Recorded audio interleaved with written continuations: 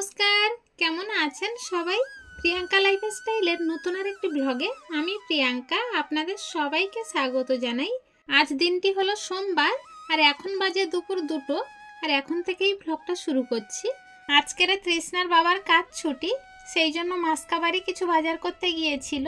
যে বাজার থেকে আমাদের মাসকাবাড়ি বাজার করা হয় সে বাজারটি একটু দূরে, ওই টোটোতে গেলে ধরুন 10 টাকা ভাড়া নেয়। এই মার্কেটটি একটু দূরে, কিন্তু কষ্ট করে যেতে পারলে প্রত্যেকটা জিনিসের দাম কমে পাওয়া যায়। তবে ওই বাজারটিতে যখন বাজার করতে যাওয়া হয় বিকালের দিকেই যাওয়া হয়। আমি আর তৃষ্ণা গিয়ে একটু ঘুরে আসতে পারি। এবারে কিন্তু তৃষ্ণার বাবা আর আমাদের নিয়ে যায়নি, একা একাই সাইকেলে করে গিয়েছে। আমার কথা শুনে আপনারা আবার ভাববেন বাজারে আবার কি ঘুরতে যাবে। না না, ওটা বাজার তো ঠিকই, কিন্তু ওখানে সারা বছরই মেলা চলে। যেমন দীঘাইতে গেলে সারা বছর মেলা দেখা যায়, ওখানেও ঠিক তেমনি। এই শীতকাল আসছে আর শীতকালে ওখানে ঘুরতে গেলে ভীষণ আনন্দ হয়, কারণ চারিদিকের মানুষজন ওখানে পিকনিক করতে আসে। আর শীতকাল মানেই তো ফুলের সমারোহ। চারিদিকে শীতের রকমারি ফুল গাছগুলো লাগিয়ে রেখেছে আর বিভিন্ন ধরনের ফুল ফুটে রয়েছে, তো দেখতে যে কি ভারী সুন্দর লাগে। সত্যি ওই সব জায়গায় গেলে মনটা আনন্দে ভরে ওঠে। আর শীতকালে এইসব পিকনিক স্পটে পিকনিক করতে যাওয়াটাই খুব আনন্দের জিনিস, কিন্তু কোনো বছর আমাদের পিকনিক করতে যাওয়া হয় না। তৃষ্ণার বাবার তো সপ্তাহে একটা দিন ছুটি, ওই দিনটাতে কোথাও মন চাইলে একটু ঘুরে চলে আসি তিনজনে মিলে। গল্পে গল্পে তো অনেকটা আগিয়ে চলে এলাম।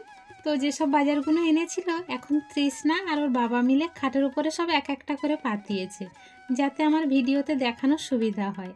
তো অনেক রকমের খাবার এনেছে, আর 1 মাসের খাবার যেহেতু, সেই জন্যই কিন্তু একটু বেশি করেই নিয়ে চলে এসেছে। এই খাবারটা একটু পাস্তার মতো, শুঁটি টুটি সবই দেওয়া রয়েছে, কিন্তু আমি কোনোদিনও রান্না করে খাওয়াইনি, এটাই ফার্স্ট টাইম এনেছে তৃষ্ণার বাবা। দেখি কি করে খাওয়ানো যায়, নিশ্চয়ই আপনাদের সঙ্গে শেয়ার করব যখন ওকে করে খাওয়াবো। আর 2টো জেলি এনেছে, মানে ফলের জেলি, সেটা তো আগেই দেখানো হয়ে গিয়েছে। একটা 5 মিশালি ফল ছিল আর একটা আনারসের জেলি। তো তৃষ্ণাও কোনোদিন খায়নি, এখন একটু পাউরুটি খায়, তাই ওটা এনে দিয়েছে যদি ওই রুটির সাথে খেতে চায়। তো আবার পরে এনে দেওয়া হবে যদি ওর ভালো লাগে তাহলে। আর আমরা তো সব খাই না, ওর জন্যেই আনা। আর এখানে খাবারের মধ্যে বেশি পরিমাণে বিস্কিটটা রয়েছে। আমার জন্য তো মেরি, আর তৃষ্ণার বাবার জন্য তো ওই সুগার ফ্রি বিস্কুট, আর তৃষ্ণার জন্য অনেক রকমের কেক, বিভিন্ন রকমের। যে কেকগুলো বাজারে 10 টাকা করে নেয় সেগুলো ওখানে কিন্তু 8.5 টাকা করে নেয়, মানে অনেকটাই সেভ হয়ে যায়। আর মাসকাবাড়ি বাজার করলে অনেক টাকার বাজার আসে, হিসাব করে দেখা যায় 200 থেকে 250 টাকা আমাদের অনেকটা সেভে হয়ে যায়। সেই জন্যই ওখান থেকে আনা, না হলে বাড়ির কাছাকাছি বাজার রয়েছে সেখানেই যাওয়া হয়। আর সব সময় তো অত দূরের বাজারে যাওয়া যায় না, সেই জন্য বেশি বেশি নিয়ে চলে আসা হয়। আর আমি অনেক দিন থেকেই বলছিলাম একটা বড় সয়াবিনের প্যাকেট আনতে, যেহেতু সপ্তাহে 2 দিন নিরামিষ খাওয়া হয় আর সয়াবিনের তরকারি করলে বাচ্চাটাও একটু খেতে ভালোবাসে।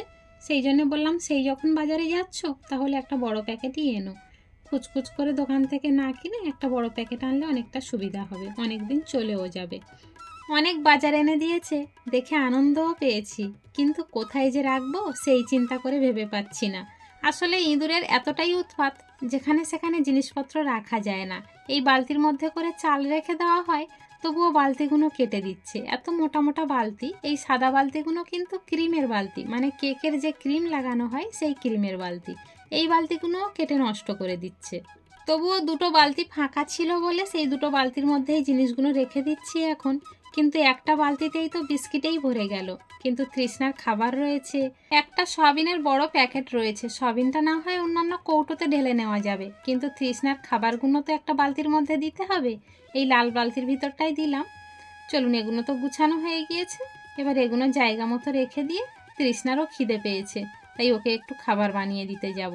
একটা বিস্কিটের প্যাকেট ভাঙা হয়েছে, মানে মেরি বিস্কিট, ও এখন কয়েকটা বিস্কুট খাবে। আর একটা ছাতুর প্যাকেট এনেছিল তৃষ্ণার বাবা অনেক দিন আগে, সেটা আর কাটা হচ্ছিল না আজকের, তাই তৃষ্ণা বলছে মা একটু ছাতু খাবো, তাই এখন ওই ছাতুটা গুলে দেব। ছাতু খেতে আমারও ভীষণ ভালো লাগে, কিন্তু কেন জানি না ছাতু খেলে পেটটা দম হয়ে থাকে আর গ্যাস হয় প্রচণ্ড, সেই জন্য এখন আর আমি খেতে পারি না। কিন্তু আগে প্রচুর পরিমাণে ছাতু খেতাম। আর তৃষ্ণাও দেখছি ভালোবাসে, তাই ওকে এখন একটু বানিয়ে দিচ্ছি। ছাতুর প্যাকেটটা যখন কাটা হয়ে গিয়েছে আর বাইরে রেখে দেবো না, কৌটোর মধ্যে ঢেলে দেবো এটা, তাহলে আর পিঁপড়ে ধরে নষ্টও করবে না, প্যাকেটটাও কাটতে পারবে না। যখন আবার খেতে চাইবে তখন আবার এই কৌটো থেকে নিয়ে দেওয়া হবে। চলুন তাহলে ছাতুটা ঢালতে ঢালতেই আজকের ব্লগটা এখানেই শেষ করছি। দেখা হচ্ছে খুব শীঘ্রই নতুন আরেকটি ব্লগের সাথে। ততক্ষণ পর্যন্ত সবাই ভালো থাকবেন, সুস্থ থাকবেন, সাবধানে থাকবেন। আর ব্লগটি কেমন হলো অবশ্যই কমেন্টে জানাবেন। সবাই ভালো থাকবেন, সুস্থ থাকবেন, সাবধানে থাকবেন।